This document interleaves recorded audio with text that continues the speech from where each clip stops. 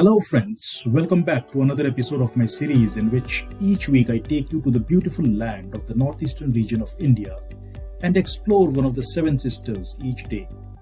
Thanks to all of you for your likes and subscriptions. It definitely motivates me to do well and bring you more interesting facts about some of the lesser known regions of India.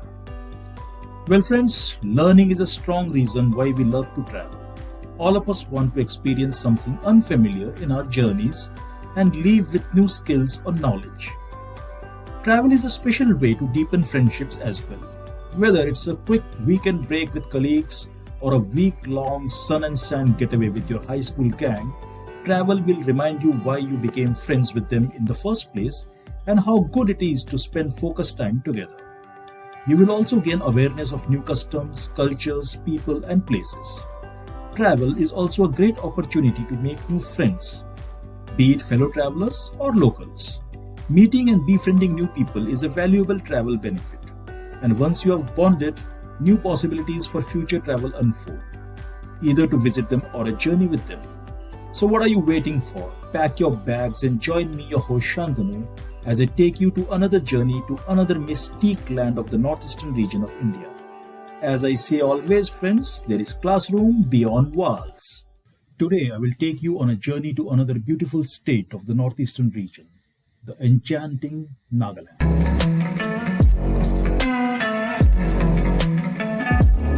Nagaland is one of India's most beautiful states. It is the land of rolling hills and lush valleys. Nagaland has always been engulfed in mystery, inhabited by vibrant people, each fiercely proud of their identity. A colorful land of impeccable culture and unprecedented traditions, this lesser-known state is suddenly an enticing destination to explore. On each turn in Nagaland, there is a surprise waiting for you. Nagaland is a state with unique diversity and ethnic composition. Home to 16 different tribes, with each tribe as vibrant as the other, it's a perfect blend of customs, traditions, festivals, and folklores. You step into Nagaland and you can't stop from praising the awe it offers.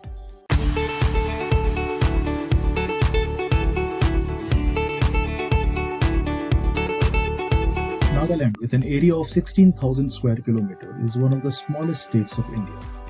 The state of Nagaland became the 16th state of India on 1st December 1963. It is largely a mountainous state. Mount Saramati, at an elevation of 12,600 feet, is the highest peak.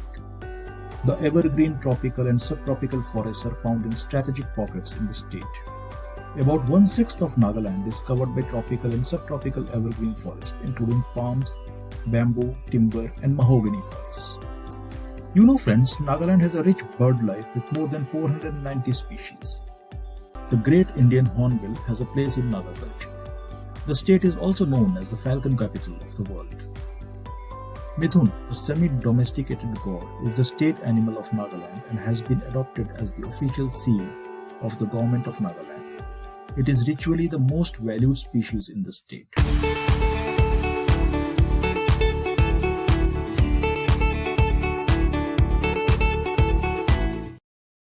To understand and enjoy the state of Nagaland, you should have a fair idea regarding the ethnic diversity which is present here. Almost 90% of the total population belongs to one of the 16 Naga indigenous tribes. The linguistic and cultural diversity in this area is extraordinarily vast.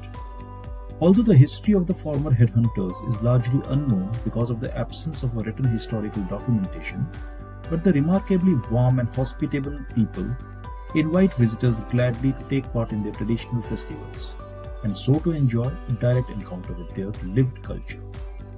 Exotic singing and beating of the drums draw the guests of such a festival equality into their spell as the participating tribesmen themselves. Anyone who is interested in the culture of Northeast Indian natives will come into contact with the multifaceted diversity of tribal cultures during a holiday in Nagaland. The collective term Naga includes about 30 different ethnic groups of Tibeto-Burmese origin.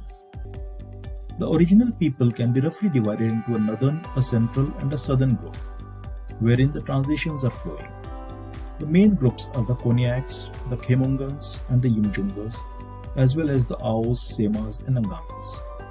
The tribes differ in language, settlement area, traditions, and governmental structure.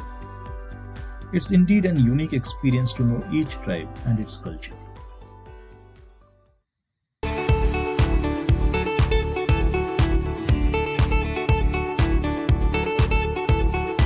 Described as the entry point of the state, Dimapur officially welcomes you to Nagaland. It is a well-connected town that boasts excellent road conditions and scenic landscapes. The town offers ample of opportunities to nature and history lovers. The 13th century Kachari ruins is amongst the most attractive places in Dimapur, while the ruins here are the evidence of Ahom invasion. For nature lovers, Dimapur opens a wide door and takes them on an unforgettable journey. Nichugad village, Kukidolong village, Chumukdima, Sitikima, and Medzifima are some of the places that are known for their spectacular landscape beauty. Quiet and far away from the hustle and bustle of the city lives, these destinations in and around Dimapur will give you time to just sit back and enjoy life.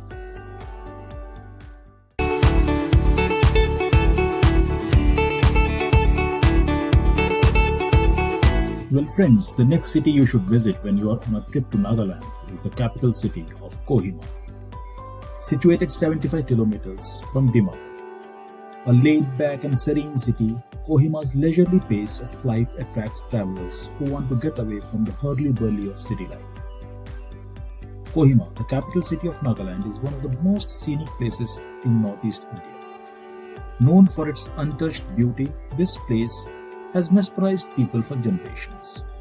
Kohima is an anglicized name given by the British who could not pronounce the original name Kyuhima or Kyuhira, which comes from the kyuhi flowers, which are found all around in the mountains. Once inhabited by the Angami tribe, today Kohima has people from all ethnicities from different parts of Nagaland and other neighboring states living here.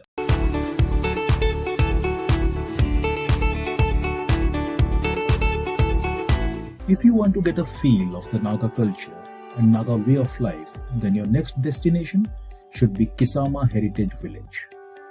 Located 12 kilometers from the city of Kohima on the National Highway 39 is the Kisama Heritage Village. The gentle slope at the base of a steep mountain peak, the Kisama village is the venue of the famed Hornbill Festival. The Heritage Villages is designed in the form of an ancient Naga village to give an authentic feel of a true Naga village and the experience of traveling back in time. The village is like an open-air museum of Naga culture and traditions. The Heritage Village is structured in a traditional fashion to keep the Naga village and its culture alive. Nagas lived in tribes and villages during their headhunting days and showed exceptional bonding values with one village or one tribe. The Nagas lived in group and hunted in groups for the simple reason of survival. Their only form of learning in an education-deprived times was the morum, where they would come together and learn different kinds of skills, even headhunting. The morum is like a modern coffee house, a place to discern and learn from one another. Each village has separate morums for men and women. While in your journey to Nagaland, you will find these morums all across. Take some time off, sit inside a morum, and get a feel of going back in times.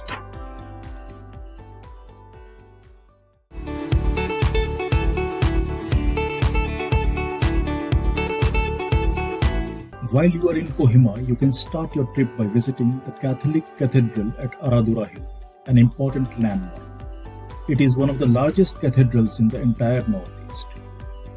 This cathedral is noted for its architecture, which incorporates many elements of traditional Naga houses, including its facade, which resembles that of Moru. The architecture of the cathedral blends into the hill on which it is situated. The 16-feet high carved wood crucifix is one of Asia's largest crosses. The cathedral is a huge contemporary church with a seating capacity of 3,000 set in a semicircle. The architectural marvel with high-rise structures mingled with glasswork is a treat to see in this cathedral. When you go home, tell them of us and say, "For your tomorrow, we gave our today." This inscription at the lower end of the Kohima War Cemetery is a memorial to the 2nd Division of the Allied Forces. Maintained by the Commonwealth War Graves, the Kohima War Cemetery is a reminder of the fallen heroes and the tales of bravery who halted the advance of the Japanese forces in Kohima in April 1944. The long-wooded spur on a high ridge west of the village was the scene of perhaps the most bitter fighting on the whole Burma campaign, when a small Commonwealth force held out against repeated attacks by the Japanese division. Kohima War Cemetery lies on the battleground of Garrison Hill. The cemetery now contains more than 1,400 Commonwealth burials of the Second World War. At the highest point in the cemetery stands the Kohima Cremation Memorial, commemorating 970 Hindu and Sikh soldiers whose remains were cremated in accordance with their faith. Each grave marked with bronze plaque, giving out the details of the martyred soldier, some of them blank for the heroes who could never be recognized.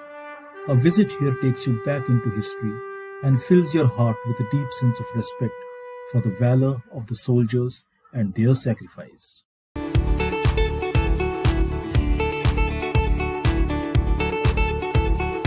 While you are on a trip to Kohima, I would like you to visit a market which is unique in its own way. The Kohima Mao Market is a market where you will find all the local vegetables and non-veg items like bamboo worms, rabbits, rodents and frogs for sale. This market has all the local grown products like mushrooms, honeybee hives and other vegetables which are a delicacy in the local cuisine, but are not generally found in regular markets. An early morning trip to the market will surely help you know a lot about the local cuisine and the bustling market too. While on being the topic of vegetables and markets, let me give you another interesting fact. Well, many of us like spicy food. The extra chili sauce or extra pepper in our food makes it more delicious to eat. But do you know what is the definition of extra spicy here in Nagaland? Well, to know that, you should taste. No, not taste.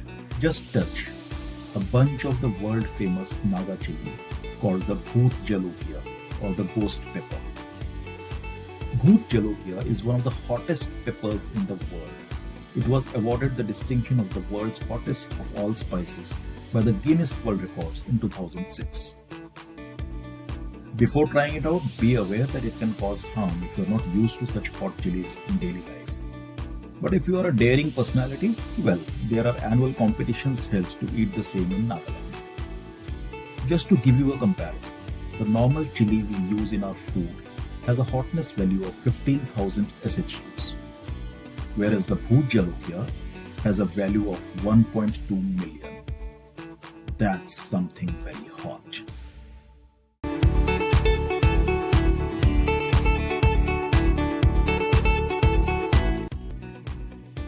From hot chilies, let me now take you to the lush green meadows and to an area filled with joy and fervor.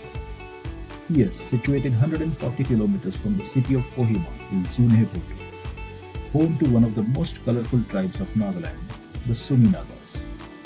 This is the tribe that is significantly responsible for introducing martial arts to the Naga community.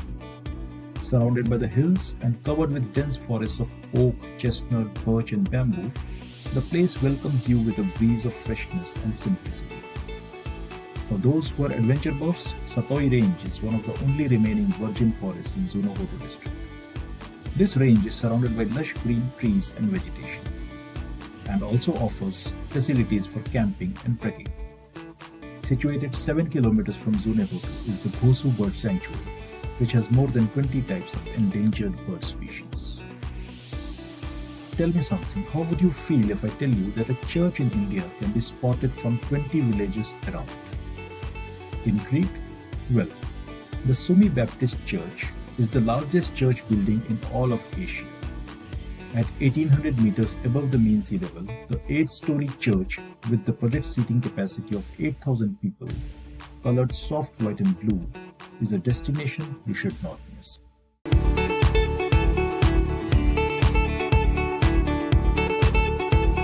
While you are on a trip to Nagaland, you will often find young boys and girls singing song or going to music classes with guitars on their back.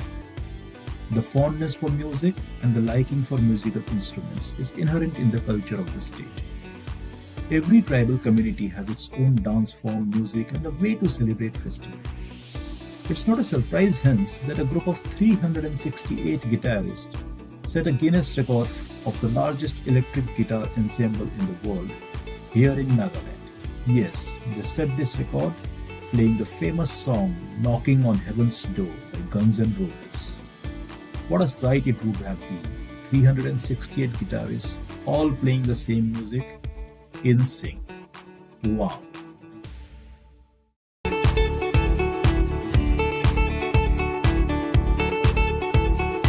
They say that in India the dialect changes every few kilometers. The customs and traditions changes every few districts. Such is the diversity of this great country. Here in Nagaland you can witness a similar thing happening. Each of the 16 major tribes and other sub-tribes have a different culture, dress, food, way of life and the way they celebrate life. It's like the vibrant mode is on throughout the year. But if you want to experience all these under one roof, then you should visit Nagaland during the annual Hornbill Festival. Yes, the entire state comes alive during this 7-day annual event organized by the government of Nagaland.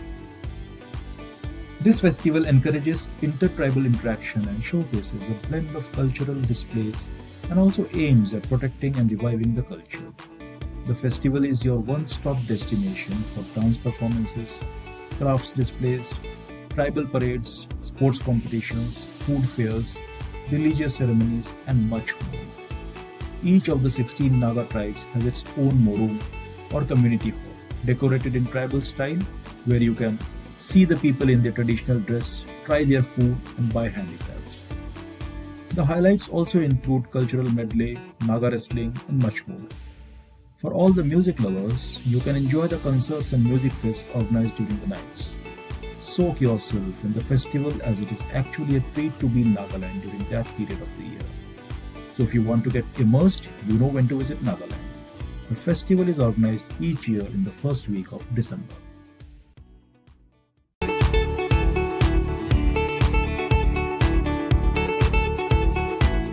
Have you ever wondered, friends, why the mountains always have a mysterious nature attached to them? The lush green peaks with strains of morning light falling over them, reflecting the overnight dew, has always been fascinating to see. The Jafu Peak in Nagaland is one of the most important tourist attractions and is part of the landscape which has given Nagaland the name Switzerland of the East. Standing tall at 3,084 meters, this peak is located 25 kilometers from Kohinoor. Being the second highest peak in Nagaland, it provides a beautiful view of the Zuku Valley that is affluent with lush green and thick vegetation, which offers one of the most mesmerizing treks with the backdrop of snow-clad Himalayas. This valley is considered to be the Valley of Flowers and is visited mostly during the full bloom and is considered to be the base of the crater of an old volcano. The entire Jafu Peak is similar to a canvas of emeralds that is interlocked with the adjoining villages and cities. The view from a significant height is worth the capture for all nature lovers. Talking about the Zoku Valley, at a height of 2,452 meters above mean sea level, straddling the border of Nagaland and Manipur, is most famous for its multicolored carpets of flowers that bloom in summer. Most notably, the Zuku lily, which is found only in this valley. The enthralling valley is one of the most stunning places in the world yet to be discovered by millions.